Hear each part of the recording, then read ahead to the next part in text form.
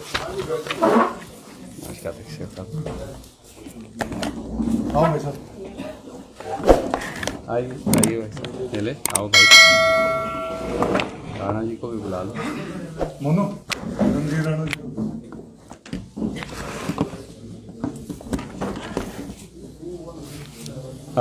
नमस्कार साथियों, सबसे पहले तो मैं क्षमा प्रार्थी हूँ, थोड़ा सा आज 20 नॉर्मली नहीं होता कभी लेट, पर आज थोड़ा पीछे हूँ। आज आपके बीच में एक ऐसे गड़बड़ झाले और घोटाले को लेकर हम सब उपस्थित हैं जो हिंदुस्तान के इतिहास में व्यापम घोटाले से भी बड़ा है। हरियाणा का रोजगार भर्ती और बिक्री घोटाला। खट्टर सरकार में नौकरी पाने का तरीका अब खर्ची पर्ची से अटैची तक पहुंच गया है और एचपीएससी जो है हरियाणा पोस्ट सेल काउंटर बन गया।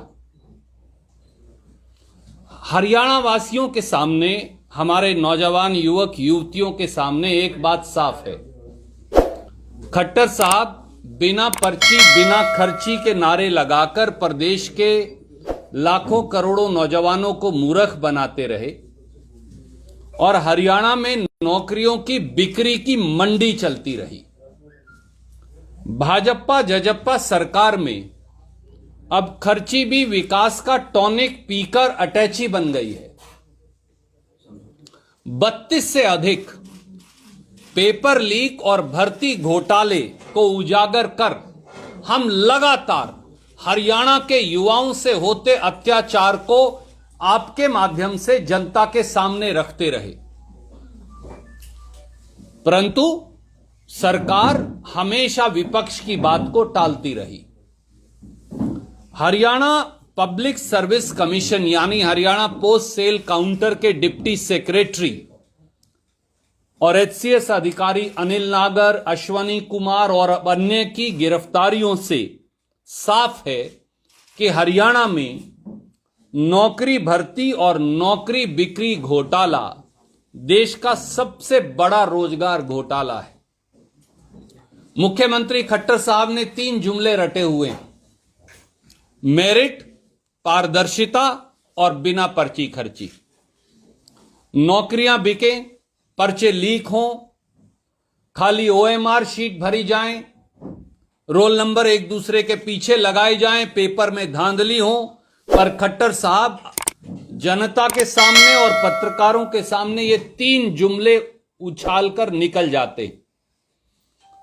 पर हरियाणा के युवाओं के भविष्य से खिलवाड़ करने, हरियाणा के युवाओं के भविष्य को अंधकारमय करने, उसकी जिम्मेवारी और जवाबदेही दोनों मुख्यमंत्री और उप मुख्यमंत्री के दरवाजे पर है।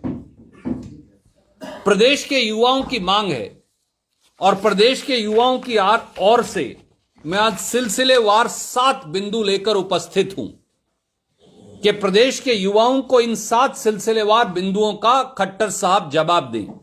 नंबर 1, एचपीएससी को हरियाणा पोस्ट सेल काउंटर क्यों बना दिया? साफ है कि हर भर्ती के रेट हरियाणा में अब तय हैं। 25 लाख दो, डेंटल सर्जन बन जाओ।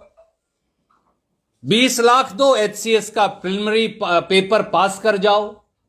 1 करोड़ दो, एचसीएस अधिकारी लग जाओ। 50 लाख दो, नायब तहसीलदार लग जाओ। ये बात हम नहीं कह रहे, ये बात हरियाणा पब्लिक सर्विस कमीशन के वो डिप्टी सेक्रेटरी जो अब पकड़े गए, वो और 1 करोड़ की नकदी भी जिनके पास से पकड़ी गई दफ्तर में, ये वो सरकार की विजिलेंस को बता रहे हैं। दूसरा बिंदु, अनिल नागर तो खट्टर सरकार का चहेता अधिकारी था।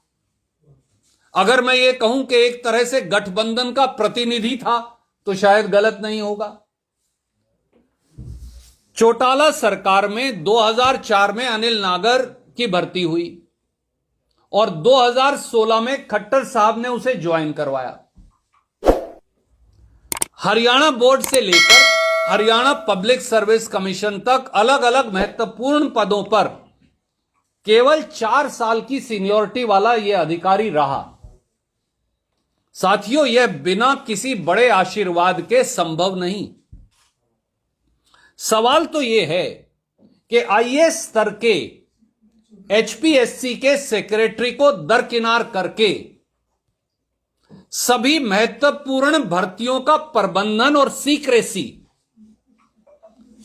4 साल पुराने एक एचसीएस अधिकारी को किसने दी, कैसे दी और क्यों दी?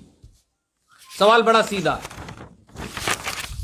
तीसरा बिंदु, खट्टर सरकार ने, मुख्यमंत्री खट्टर साहब ने भर्तियों में सुधार के नाम पर नौकरी लगाने वाले दोनों आयोगों व परीक्षाओं का परोक्ष रूप से निजीकरण कर दिया है। प्राइवेट कंपनियां पेपर बना रही हैं, प्राइवेट कंपनियां ही सेंटर संभाल रही हैं, प्राइवेट कंपनियां रोल नंबर दे रही हैं, प्राइवेट कंपनियां पेपर कंडक्ट कर रही हैं, प्राइवेट कंपनियां ओएमआर शीट स्कैन कर रही हैं, प्राइवेट कंपनियां रिजल्ट बना रही हैं, प्राइवेट कंपनियां ही आंसर की में जो ऑब्जेक्शंस आते हैं उन पर फैसला कर रही हैं। अगर सब कुछ निजी कंपनियों या अश्वनी जैसे जो ठेके पर लगाए गए कर्मचारी हैं उनके हाथों में है, जिनका कोई जिम्मेवारी या दायित्व नहीं, तो फिर सच्चाई क्या है? और अगर ज्यादा हंगामा बच जाए, कोई बहुत आप में से कोई साथी दिखा दे या कोई विपक्ष का साथी बोल दे, तो एक कंपनी को ब्लैकलिस्ट कर दिया जाता है और दूसरे नाम से फिर वही कंपनी बना ली जाती है। अगर हमारे प्रदेश के युवाओं का भविष्य इन नौकरियों के ठेकेदारों ने निर्धारित करना है, तो खट्टर साहब की जरूरत क्या है या उनकी सरकार की? सरकार की जिम्मेवारी या जवाबदेही क्या है? चौथा बिंदु, डेंटल सर्जन जैसे लोगों के स्वास्थ्य को प्रभावित करने वाले पदों पर अब यह जाहिर है कि 25-25 लाख लेकर भर्तियां की जा रही।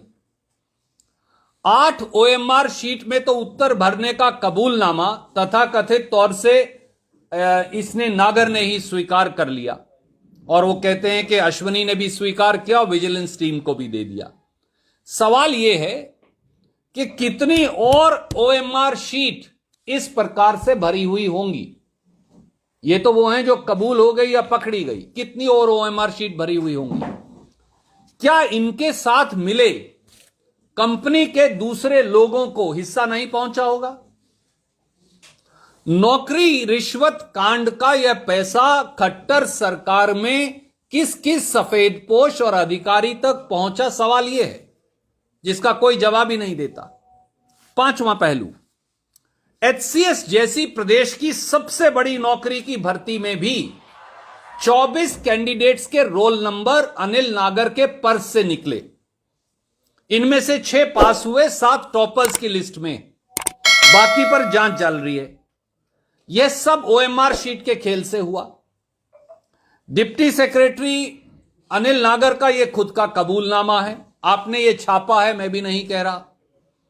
कमाल यह है कि जितनी ओएमआर शीट के बारे में नागर ने स्वीकारा वो तो बरामद ही नहीं हुई, वो कहां गई? और अचरज की बात यह भी है कि हरियाणा पब्लिक सर्विस कमीशन में नागर के कमरे के पीछे स्ट्रांग रूम की जिम्मेवारी भी आईएएस जो सचिव हैं उनको ना देकर 4 साल पुराने एचसीएस अधिकारी डिप्टी सेक्रेटरी को दे दी गई। क्यों? असलियत में कितनी और ओएमआर शीट्स हैं और कितने करोड़ों रुपया नौजवानों को ठगकर रिश्वत में लिया गया, इसके बारे में कोई जानकारी सामने नहीं आ रही। और क्या यह अंदर बैठकर ओएमआर शीट भरने का चमत्कार है दोस्तों कि एचसीएस की प्रिलिमिनरी परीक्षा में नेगेटिव मार्किंग भी थी और बहुत मुश्किल कहते हैं पेपर था, उसके बावजूद भी इतिहास में सबसे अधिक 68.5% मेरिट आई। सामान्य वर्ग में हरियाणा के 30 से 40% कैंडिडेट भी पास नहीं हुए, और अनिल नागर जैसे लोग और सरकार में बैठे सफेदपोश 20-20, 25-25 लाख रुपए लेकर खुद ही ओएमआर शीट भरते मिले। क्या एक डिप्टी सेक्रेटरी, मैं आपसे पूछता हूं और आपके दर्शकों और पाठकों से, क्या एक 4 साल पुराना डिप्टी सेक्रेटरी लेवल का अधिकारी यह सब कर सकता है अकेले? क्या यह साफ नहीं कि सत्ता में बैठे बड़े बड़े सफेदपोशों और बड़े बड़े अधिकारियों का संरक्षण और हाथ इस अधिकारी के ऊपर था और है? छठा पॉइंट, ये लोग खुद कबूल कर रहे हैं कि एचपीएससी की सीक्रेसी तक इस गिरोह की, इस नौकरी बेच गिरोह की बगैर रोक टोक एंट्री थी। ये मान रहे ये लोग सिक्योरिटी, पुलिस की सिक्योरिटी और सीसीटीवी कैमरे जो वहां लगे उनके बीच सीधे सीक्रेसी तक जाते और ओएमआर शीट तक के फोटो खींच लाते। यह भी उन्होंने स्वीकार लिया। तो आप मुझे बताइए, क्या एचपीएससी की सीक्रेसी, जहां मैं, जहां आप या शायद खुद खट्टर साहब भी नहीं जा सकते, इनको अनुमति कैसे मिल गई? यह कैसे हुआ? और जिस जगह पर नियमों के अनुसार इस प्रदेश का मुखिया भी नहीं प्रवेश कर सकता, वहां नौकरी बेच गिरोह ऐसे कैसे जा रहा था जैसे रेडी से सेब केले लेने जा रहा हो और वापस आ रहा था। और जब ये लोग हरियाणा पब्लिक सर्विस कमीशन की इन महत्वपूर्ण शाखाओं में घुसपैठ करते थे, हेराफेरी करते थे, नौकरियां बेचते थे, रिश्वत लेते थे, तो हरियाणा पब्लिक सर्विस कमीशन के चेयरमैन, वहां के मेंबर, वहां की पुलिस, प्रदेश की सीआईडी, प्रदेश की सरकार, वो आंख मूंदे क्यों बैठी थी? क्या ऐसा तो नहीं कि ऊपर से नीचे तक सबकी आंखों पर चांदी के सिक्कों का चश्मा चढ़ा रखा था? और सातवां बिंदु, इस व्यापम गिरोह, अब इसे व्यापम गिरोह ही कहता हूं मैं, इस व्यापम गिरोह के तार एचपीएससी नहीं, अब यह सामने आया कि हरियाणा बोर्ड और हरियाणा स्टाफ सिलेक्शन कमीशन तक भी जुड़े हैं। 2016-17 से हरियाणा में एचटेट परीक्षा में भी हेराफेरी की बात सामने आ गई, पेपर बेचने की बात भी सामने आ गई। कई और पदों पर हरियाणा स्टाफ सिलेक्शन कमीशन में जो फर्जीवाड़ा हुआ उसकी बात भी अब सामने आ रही है। विजिलेंस के अनुसार जो जसबीर सिंह मलिक को ऑनलाइन एप्लीकेशन स्कैनिंग और पेपर चेकिंग का ठेका मिला, मैं दोबारा याद दिलाता हूं आपको, विजिलेंस कह रही है कि जो जसबीर सिंह मलिक को ऑनलाइन एप्लीकेशन स्कैनिंग और पेपर चेकिंग का ठेका मिला, वही कैंडिडेट्स को फंसा कर रिश्वत देने के लिए लेकर आ रहा था। तो फिर नौकरी भर्ती का तो खेल ही सारा नकली है खट्टर सरकार में, अब यह साफ है। साथियों, एक बात बिल्कुल सामने है, खट्टर सरकार हर बार जब रंगे हाथों पकड़ी जाती है तो 4-5 दिन अच्छी अच्छी खबरें चलवाती है, शेखी बगाड़ती है और फिर पर्दा डाल देती है। मैं 3 उदाहरण आपको याद करवाऊंगा। 7 साल पहले क्लर्क की भर्ती में 7 परीक्षाएं हुई, याद करिए। वो सारे पेपर लीक हुए, पकड़े गए।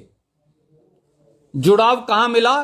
पानीपत के एक स्कूल संचालक जो भाजपा के नेता हैं वहां। यह सबने स्वीकारा कि पेपर लीक हुआ है। एसआईटी का गठन हुआ, कहा हम बड़ी पारदर्शिता करेंगे। आज 7 साल बाद मैं पूछता हूं हुआ क्या? मैं बताता हूं। उस एसआईटी ने भाजपा के उस नेता के स्कूल को क्लीन चिट दे दी, वो सारी नौकरियां लग गई, कोई पेपर जो लीक हुआ था उसे कूड़ेदान में डाल दिया गया। एक आपको और उदाहरण याद दिलाता हूं। 2017 में हमने एक सुपरमैन को देखा, आदरणीय खट्टर साहब को, उन्होंने रेड मारी हरियाणा पब्लिक सर्विस कमीशन में सुपरमैन के तौर पर। बहुत सारे क्लर्क सस्पेंड हुए। उसके बाद क्या हुआ? अब 2021 तक आप भी भूल गए, लोग भी भूल गए, बच्चे भी भूल गए, सारा मामला बंद। 2018 में 18-19 में याद करिए, कैश फॉर जॉब स्कैम हुआ। हमने पब्लिक सर्विस कमीशन के बाहर धरना लगाया, कांग्रेस पार्टी ने अलग अलग जिलों में प्रदर्शन किया, आखिर में खट्टर साहब को एफआईआर दर्ज करनी पड़ी, एसआईटी बनाई गई, यही हरियाणा पब्लिक सर्विस कमीशन में कैश फॉर जॉब स्कैम में 2021 में। बताइए खत्म हो गया, क्या हुआ? सब बंद, कुछ नहीं हुआ। 32 पेपर लीक हो चुके पिछले 7 साल में, कई बंदे पकड़े गए, क्या हुआ? कुछ नहीं, सब बंद। तो पुलिस कांस्टेबल मेल हो, वो सब इंस्पेक्टर हो, वो नायब तहसीलदार हो, नायब तहसीलदार में बाकायदा एफआईआर दर्ज हुई। कोर्ट में जाकर खट्टर सरकार ने कहा सब ठीक है, सब चंगासी, अपने गुरु आदरणीय मोदी जी की तरह।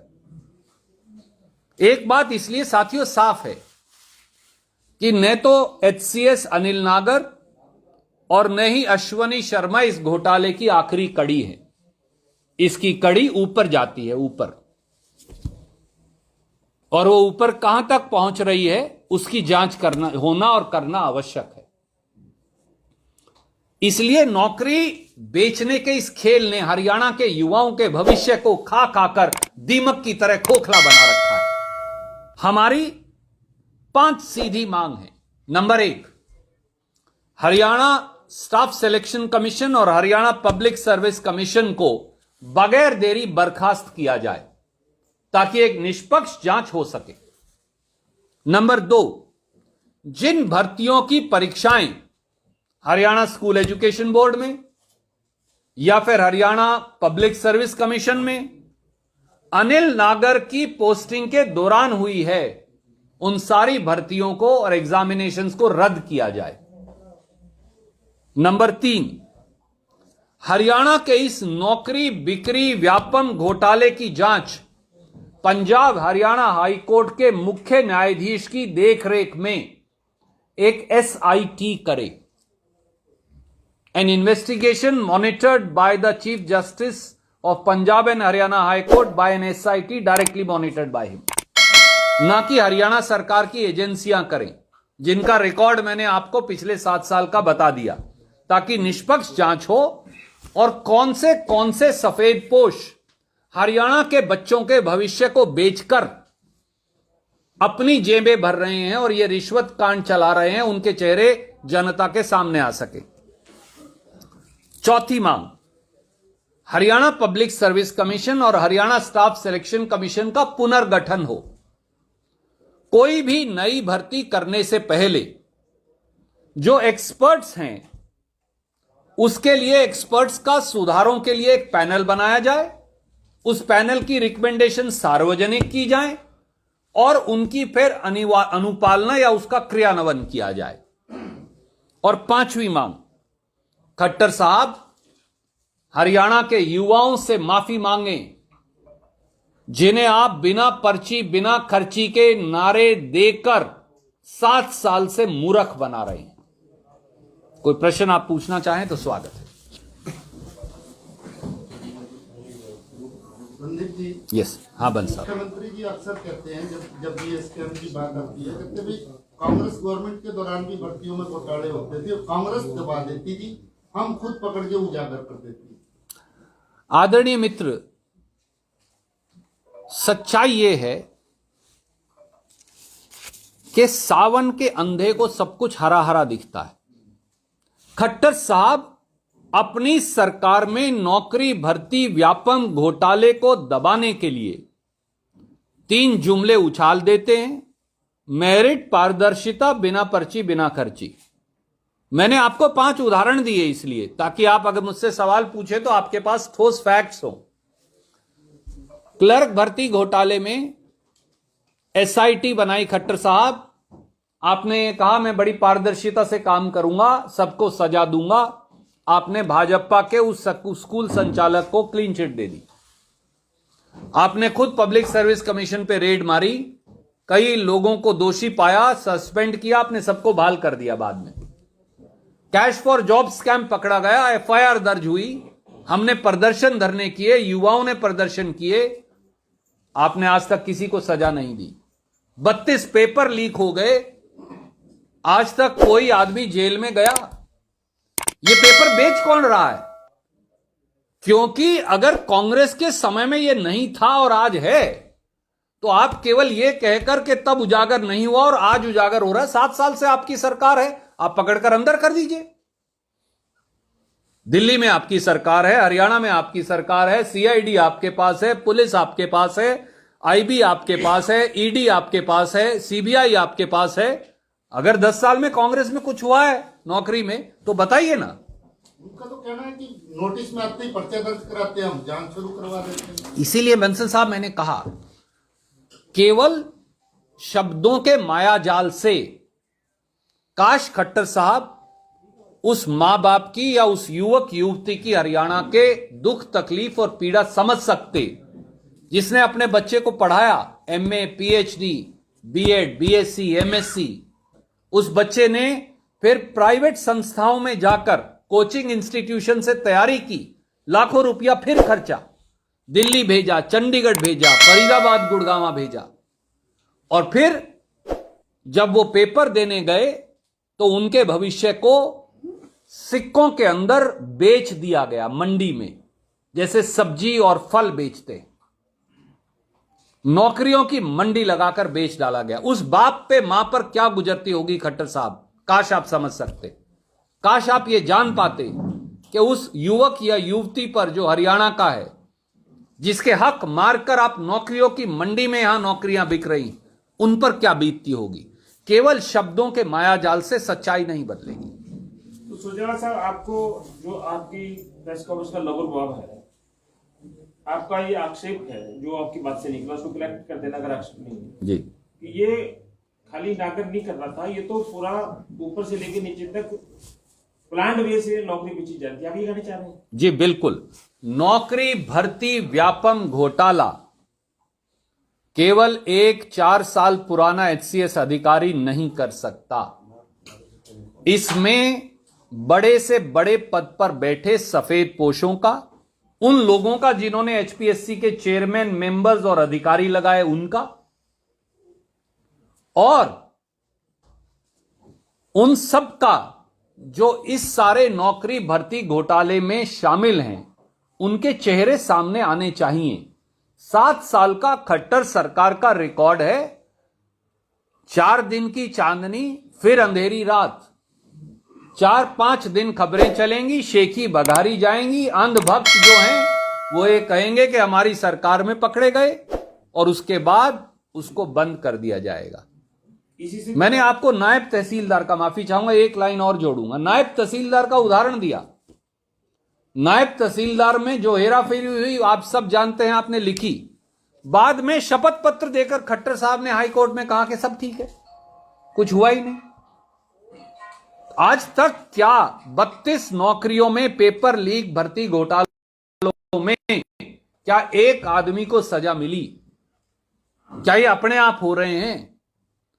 क्या मुख्यमंत्री की, जिन्होंने एचपीएससी बनाया है, जिन्होंने हरियाणा स्टाफ सिलेक्शन कमीशन बनाया है, जहां बीजेपी के लोग बैठे हुए हैं, जो उनके लगाए हुए अधिकारी हैं, उनकी नाक के नीचे ये सब हो रहा है, उनकी कोई जवाबदेही या जिम्मेवारी नहीं। जवाबदेही और जिम्मेवारी मुख्यमंत्री स्वयं की है। इसी से जुड़ा मेरा तो कि काउंटर ये है कि अगर आपके आक्षेप अनुसार ऊपर से नीचे तक ये नौकरियां बेची जा रही थी, तो इसी सरकार के विजिलेंस से क्यों पकड़वाया गया?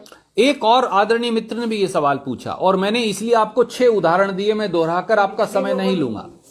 हर बार कई बार ऐसा होता है, आप याद करिए कि करने कुछ गए हो, पकड़ा कुछ और जाता है, और फिर जब घोटाला खुल जाता है तो आप उस पर पर्दा नहीं डाल सकते। आप भी जानते हैं, मैं भी जानता हूं।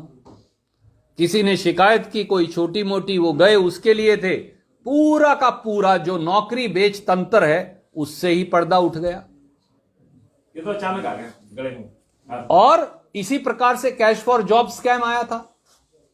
पर आप मुझे बताइए 2018 के कैश फॉर जॉब स्कैम का 4 साल के बाद क्या हुआ? कितनी खबरें चली, खट्टर साहब ने कितनी वाहवाही लूटी, कहा मैंने एफआईआर दर्ज करवा दी, इन्हें चौराहे पर अब फांसी लग जाएगी। 4 साल, 18, 19, 20, 21, 4 साल बीत गए। वो सारे लोग एक बार फिर उन्हीं पदों पर फिर नौकरियां बेच रहे हैं। तीसरा बिंदु है इसी जो आपने कहा कि सब कुछ स्कैनिंग बाहर, पेपर बाहर, मार्किंग बाहर, मेरिट लिस्ट तैयार, सब बाहर, सब कुछ निजीकरण हो गया। तो ये प्रक्रिया कांग्रेस सरकार में किस टाइप से थी, थोड़ा सा कंपैरिजन अगर कर सकते। देखिए, क्योंकि मैं स्वयं कभी हरियाणा पब्लिक सर्विस कमीशन के संचालन में या प्रभारी मंत्री नहीं रहा, तो मुझे पूरी प्रक्रिया की जानकारी नहीं। कोई ना कोई उस समय के अधिकारी या जो राजनीतिज्ञ उस समय में प्रभारी होंगे वो बता सकते हैं। पर मैं एक बात आपको बता सकता हूं कि परोक्ष रूप से ठेकेदारी प्रथा पर सारी नौकरियों को दे दिया गया है।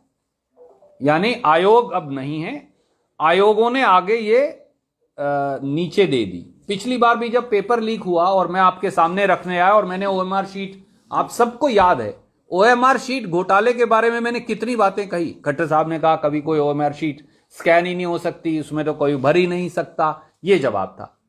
उन्होंने मजाक उड़ाया। हर बार हम बोलते हैं कि ओएमआर शीट्स में हेराफेरी चल रही है, और जो मैं बात कहता था वो आज सच साबित हो गई। बात बड़ी सीधी है। तब भी उन्होंने कहा कि कहां से पेपर बनवाया था, जम्मू कश्मीर में पुलवामा से। अरे आपको हिंदुस्तान में कोई और जगह नहीं मिली पेपर छपवाने के लिए, पुलवामा जाना पड़ा आपको, इसलिए कि वहां से पेपर लीक होना आसान होगा, वहां से लीक करवाओ, बेच दो। तो इसकी जिम्मेवारी, जवाबदेही मुख्यमंत्री की है।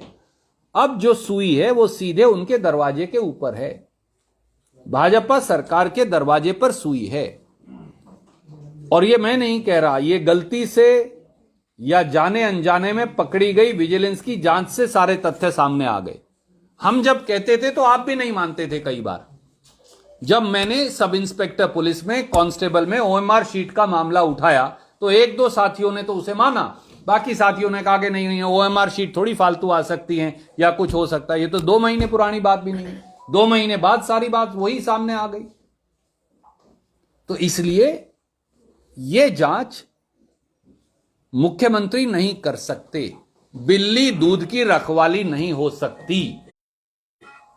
खट्टर साहब,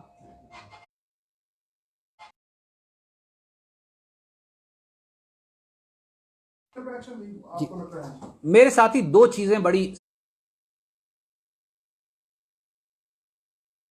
साफ हैं। नंबर 1, आपने secretary Haryana public service commission एक आईएएस अधिकारी को लगाया है। अगर आप पिछले 30-40 साल का इतिहास भी देखें तो सीक्रेसी की और स्ट्रांग रूम का प्रभार वो सेक्रेटरी कमीशन के पास होता है। पहली बार किसी ने खट्टर सरकार में वो प्रभार उस आईएएस अधिकारी से लेकर एक ऐसा अधिकारी जो 4 साल पुराना है उसको पकड़ा दिया। सीक्रेसी का भी वही प्रभारी, स्ट्रांग रूम का वही प्रभारी। जब सैया भय कोतवाल तो डर काहे का। शायद आईएएस अधिकारी इस प्रकार की हेराफेरी में संलिप्त नहीं होता या इनकार कर देता। नौकरी बेच गिरोह के साथ नहीं मिलता, सरकार में उन रसूखदारों और सफेद पोशों के साथ नहीं मिलता जो ये चाहते थे कि ऐसा हो जाए। और इसीलिए शायद डिप्टी सेक्रेटरी को लगाया गया होगा। बाकी तो जांच में सामने आएगा। ऑर्डर किसने किए? ऑर्डर तो देखिए, ऑर्डर तो सरकार ही ने किए ना। सरकार के मुखिया कौन है? उससे पहले सर सेक्रेटरी के पास ही होते थे। मैंने इसीलिए कहा, जहां तक मुझे जानकारियां हैं, आप पिछले 30-40 साल की प्रक्रिया देखिए। Secrecy plus strong room charge हमेशा सेक्रेटरी पब्लिक सर्विस कमीशन के पास होता रहा है। जो वरिष्ठ पत्रकार हैं वो आपको बताएंगे भी। सुरजेवाला साहब, अभी जो विषय आपने उठाया, खर्ची पर्ची से अटैची, एक अटैची शब्द आपने जोड़ा। मुख्यमंत्री साहब हमेशा बोलते हैं कि खर्ची पर्ची हमने खत्म की। उनका इशारा होता है जो पीछे 10 साल आप सरकार में रहे हैं, 10 साल तो खर्ची पर्ची उस समय चलता था। आपने आज इसमें बोला कि अभी अटैची तो क्या आप इस बात को मानते हैं कि जो सीएम साहब कहते हैं कि खर्ची पर्ची पहले चलती थी, उसमें अब ये खर्ची पर्ची से बढ़ के अटैची में मामला पहुंच गया? मैंने इसीलिए बड़े स्पष्ट शब्दों में कहा, खर्ची भी यहीं चलती है, पर्ची भी यहीं चलती है, और अब खर्ची पर्ची बदलकर अटैची बन गई है। जुमलों से बड़े मियाँ भी जुमले लगाते हैं, छोटे मियाँ भी जुमले लगाते हैं। जुमलों से बच्चों की जिंदगियां लूटने पर पर्दा नहीं डल सकता। ये हरियाणा के बच्चों की जिंदगियों की लूट है जो खट्टर साहब और उनकी सरकार में उनकी नाक के नीचे चल रही है। इसकी जांच होना प्राकृतिक है, स्वाभाविक है और वक्त की मांग भी है। इसमें बात जो जांच हो रही है उसमें ऐसी कुछ जानकारी आ रही है कि जिस एजेंसी पर मामला दर्ज होना चाहिए था उस पर नहीं हुआ, बल्कि जो जिसके पास इसका ठेका ही नहीं था, काम ही नहीं था, उसके ऊपर ऐसे। तभी तो पर्दा डाला जाएगा। आप जो बात कह रहे हैं मैं उससे अपने आप को भी जोड़ता हूं। अगर ऐसा है, अगर ये तथ्य सही हैं, तो फिर पर्दा डालने की शुरुआत तो शुरू हो गई। So sir, I have a different question. Okay, let's finish this, then I'll go to the different. Jagdeep जी, आपको जो ये मामला है पूरा स्कैम है, आप कह रहे हो सिटिंग जज जांच करें। नहीं, मुख्य न्यायाधीश जांच मुख्य करें। न्यायाधीश के निर्देश पे है। लेकिन वो कह रहे हैं हम विजिलेंस से जांच करा रहे हैं, सही एजेंसी है, तो आपका नेक्स्ट स्टेप क्या होगा? क्या इसमें कोई लीगल कोई एक्शन? देखिए, मैंने जैसा आपको बताया, पार्टी इसका संज्ञान ले चुकी है और पार्टी हरियाणा के युवाओं के साथ मिलकर जो संघर्ष करना है वो करेगी। परंतु बिल्ली को दूध की रखवाली नहीं बिठाया जा सकता। नागर, अनिल नागर अकेले व्यक्ति नहीं हैं, वो तो एक बहुत छोटा सा पेच है इस पूरे षड्यंत्र का। इस षड्यंत्र का सूत्रधार कौन है? और ये राशि 4 या 5 करोड़ नहीं, ये हरियाणा के नौजवानों से सैकड़ों हजारों करोड़ रुपए लूटी हुई राशि है। ये कहां कहां किस किस के पास गई, इसकी जांच आवश्यक है, हमारा ये कहना है। एक विषय इसमें और आया है कि जो एस्टेट का एग्जाम होता है, वो एस्टेट के एग्जाम से उसमें जांच में आया कि वहां से शुरुआत हुई थी इस घोटाले की। जी, तो भिवानी बोर्ड का जो एस्टेट एग्जाम है उसकी भी आप कुछ इंक्वायरी की मांग बिल्कुल। मैंने बिंदु नंबर 7 जब उठाया तो उसकी चर्चा की और मैंने बाकायदा ये कहा कि अनिल नागर जब हरियाणा बोर्ड में एचटेट का एग्जाम करवाता था 2016-17 में, ये खबरें आ रही हैं कि ये घोटाला अश्वनी के साथ मिलकर तब चालू हुआ था। तो इसका मतलब एचटेट के एग्जाम में भी सब बच्चों के भविष्य को इसी प्रकार से मंडी लगाकर बेचा गया था। स्वाभाविक तौर से इसकी जांच होनी चाहिए। Thank you. आप कुछ पूछ रहे थे भाई साहब? I will take both questions. दोनों में एक ही है। चलिए। मणि सरकार ने कहा है कि डिफेंस पे सरकार को खर्चा नहीं करना चाहिए, बल्कि हेल्थ और एजुकेशन पर खर्चा करना चाहिए। डिफेंस पर खर्चा करने से मतलब आप किसी डर में हो कि कोई हमला करेगा, उस पर वो डर निकाल देना चाहिए। मैंने उनकी टिप्पणी नहीं देखी, पर मैं आपको एक जनरल जवाब दे सकता हूं। किसी व्यक्ति की कोई भी राय हो सकती है, पर इस देश की सुरक्षा हमारी प्रथम प्राथमिकता है। इस देश की सेनाएं, इस देश के सैनिक, इस देश की तीनों मिलिट्री सर्विसेज हमारी पहली प्रेफरेंस हैं। और कांग्रेस ने लगातार डिफेंस बजट को 10 साल में यूपीए के कार्यकाल में बढ़ाया था। और मैं आपको यह भी याद दिलाऊं, आज जो चीन हम जगह जगह हमारी सरजमी पर कब्जा करके बैठा है और मोदी जी चीन का नाम लेने से घबराते हैं, वो चाहे डेप्सांग प्लेन्स में वाई जंक्शन तक उनका कब्जा हो 18 किलोमीटर अंदर, जिससे वो हिंदुस्तान की सबसे forward military air strip DBO Daulat Beg Oldi air strip तक आर्टिलरी फायर से मार कर सकते हैं। वो गोगरा हॉट स्प्रिंग्स लद्दाख में उनका कब्जा हो, वो अरुणाचल में अब उन्होंने 2 गांव बसा लिए हैं लाइन के इस पार हमारे डिस्ट्रिक्ट के अंदर, वो हो, या उत्तराखंड में बार बार उनके द्वारा पुल नष्ट करना या ऐसी घटनाएं हो। प्रधानमंत्री चुप हैं। अगर वो माउंटेन कॉर्प्स बना लेते जिसकी कांग्रेस ने व्यवस्था की थी, तो शायद वो 63,000 करोड़ रुपया अगर हम खर्चते तो हम चीन को सही जवाब दे सकते थे और मातृभूमि की रक्षा कर सकते थे। अभी भी देर नहीं हुई। जितना पैसा हमारी सेनाओं को देना पड़े वो दीजिए, पहली प्राथमिकता के तौर पर देश की सुरक्षा की जिम्मेवारी देश के प्रधानमंत्री और सरकार की है, वो करें। कोई व्यक्ति क्या कहता है उस पर मुझे टिप्पणी नहीं करनी। Manish Tiwari has written a book in which he has said that in 26/11 Congress has a weak policy IAF wanted to take revenge, but Congress blocked. How do you see this? Sir, it's all about the national security situation. Somehow you attack the I do not comment upon books, more so when they have not even been released. Thank you. इसको लेकर सोनिया गांधी ने एक बैठक भी बोला Sonia ji has called no such meeting. Sir, कल पंजाब में केजरीवाल जी ने कहा है कि पंजाब में एक नकली केजरीवाल घूम रहा है, यानी उनका इशारा चन्नी जी की तरफ था कहीं ना कहीं। पेट में बहुत दर्द है केजरीवाल साहब के। ये स्वाभाविक भी है क्योंकि पंजाब में उनकी जो जमीनी पकड़ है, केजरीवाल साहब, आदरणीय दोस्त, केजरीवाल साहब के पेट में दर्द होना स्वाभाविक है क्योंकि पंजाब में कांग्रेस की सरकार ने गरीबों, किसानों, दुकानदारों, दबों, कुचलों, शोषित वंचित वर्गों के लिए साहसिक और निर्णायक कदम लिए हैं। वो ना भाजपा से हजम हो रहा, ना अकाली दल से हजम हो रहा और ना केजरीवाल साहब से। मेरी उनकी अच्छी केजरीवाल साहब की अच्छी सेहत के लिए मेरी शुभकामनाएं और ईश्वर उन्हें जल्द से जल्द स्वस्थ करे क्योंकि अच्छा विपक्ष आवश्यक है। अगर उन्हें कोई भी राजनीतिक अस्वस्थता के वो शिकार हैं तो वो जल्दी स्वस्थ हों। और जो वो फर्जीवाड़ी की घोषणा कर रहे हैं